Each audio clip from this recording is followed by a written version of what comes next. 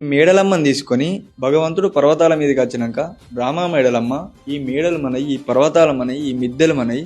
నువ్వు ఆడుకుందామంటే హంసలున్నాయి, ఆడుకుందామంటే కోయిలాలున్నాయి, చిలుకలు పాయిరాలు శివలక్ష వేలు, హంసలు పాయిరాలు అవి కొన్ని లక్షలు నీ కోసం ఇక్కడ ఉన్నాయి.